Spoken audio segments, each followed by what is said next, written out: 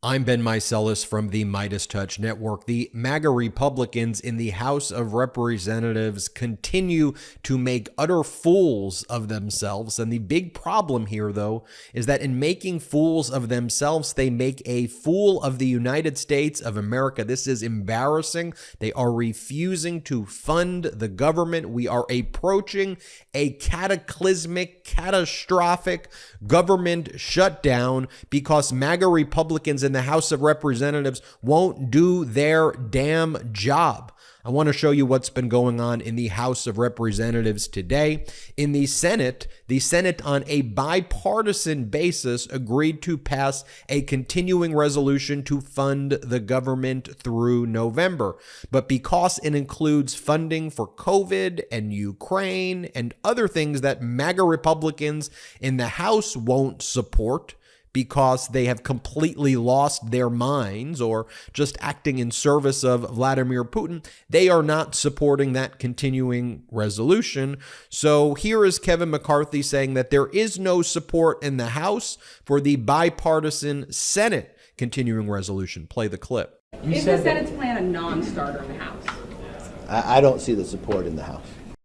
Instead, you have MAGA Republicans like Michael Cloud saying, this is hard. It's hard to pass bills. It's hard to draft them, too. Play the clip. One thing you're seeing in the Republican majority is we are rewriting the muscle memory of how Congress works. And sure, it's harder to run a House when you actually get to read the bills because people have input on the bills. It's harder to run it when you're offered amendments and people get to have say into the bills. And it's also harder when you don't just automatically go to the CR to omnibus showdown. But this is what the Republican majority is committed to doing, committed to passing appropriate bills, committed to working the process, committed to restoring this government of the people, by the people, and for the people.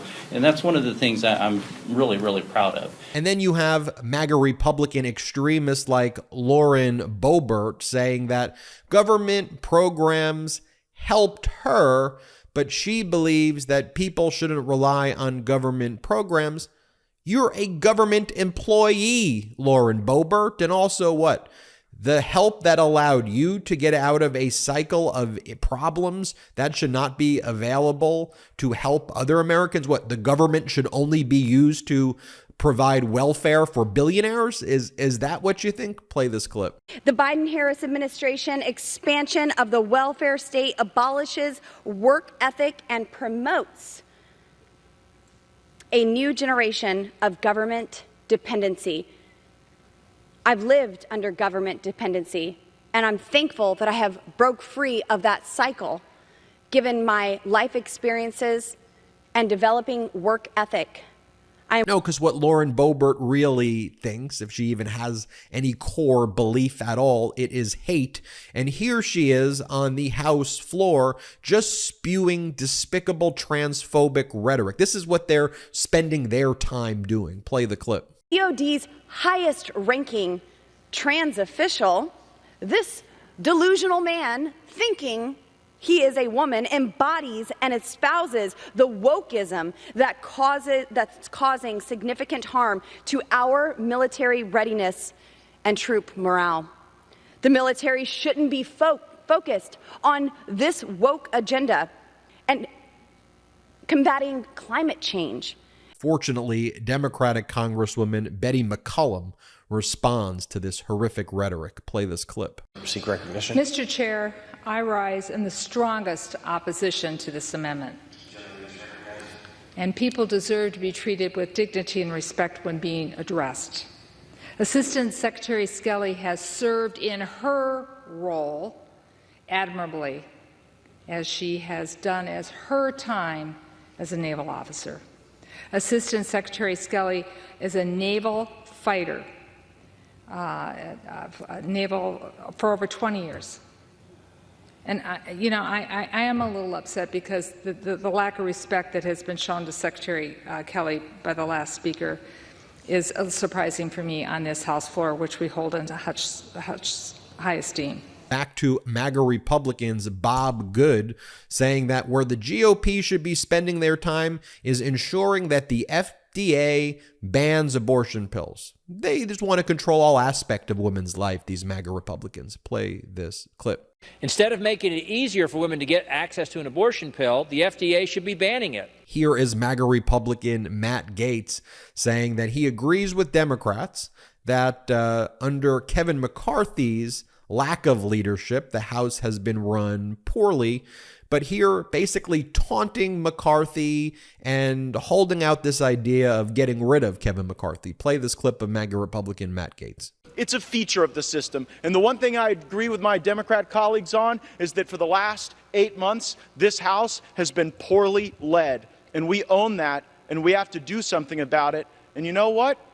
My Democrat colleagues will have an opportunity to do something about that too. And we will see if they bail out our failed speaker. I yield back. And then, like a true abuser, a liar, a gaslighter, here's MAGA Republican Chip Roy blaming Democrats for what's taking place. It's apparently, into MAGA Republicans, the Democrats' fault because the MAGA Republicans who control the House can't even agree amongst themselves on their extremist continuing resolution ideas. Play the clip. What it might cost if there's a government shutdown Saturday. Well, let's be very clear. If there is a shutdown on Saturday, it is because President Biden, Chuck Schumer, my Democratic colleagues would prefer to shut down the government of the United States than shut down the border of the United States and protect the American people. That's the simple truth. That is how there would be a resulting shutdown on Saturday. And throughout the day, we heard gaslighting and lies like this from Marjorie Taylor Greene, right? We go from Lauren Boebert crotch grabbing at a Beetlejuice play in Denver while blowing vape smoke in the face of others while acting loud and getting kicked out for her behavior, to Marjorie Taylor Greene, who literally grabbed the cardboard cutout crotch of Donald Trump. Weird, despicable. Here's Marjorie Taylor Greene saying that when Trump was in office, he would never let the Taliban go and attack the Afghan government. Newsflash: Donald Trump released the 5,000 Taliban prisoners who were then free to take over Afghanistan. Donald Trump invited the Taliban to Camp David. Donald Trump's top advisors like Pompeo secretly negotiated with the Taliban and undercut the Afghan government. Can we just have a serious conversation about facts? Nope. Not with MAGA Republicans. Play this clip of Marjorie Taylor Greene. Play the clip. And President Trump would have never left the Afghan people in complete ruin and be controlled by a terrorist government, the Taliban. That is a complete excuse. Democrats need to stop blaming President Trump and his administration for Joe Biden's failures. I urge the House to adopt my amendment, Madam Chair, to take Secretary Lloyd Austin's salary using the Holman Rule, which is a rule that allows us to fire failures that are serving our government and serving our country. Lloyd Austin is not serving the United States military. Lloyd Austin is leading it into failure. And with that, Madam Chair, I yield. Oh, and of course, as our government's about to be shut down, as our troops are not being paid, as we approach a cataclysmic economic event, oh, you've got James Comer talking about Hunter Biden and saying, Hunter Biden, and Joe Biden, the Biden family, the Biden brand. Shut up! Just shut up, you freaking morons. A bunch of freaking idiots. Play this clip of James Comer. Mainstream media are trying to create a false narrative that there's no evidence of wrongdoing by Joe Biden, and that's simply not the case. In the beginning, they tried to say there was no evidence of wrongdoing by any Biden, but I think that ship sailed, and the media has finally accepted that the president's son has committed, many crimes, many serious crimes. But this investigation isn't about the president's son. This is about Joe Biden, and that's what we hope to get across to the American people on Thursday. And what makes me upset here is, again, the lack of seriousness. Like, we can't even get past the threshold with these MAGA Republicans of adult professional behavior to then get into competent discourse.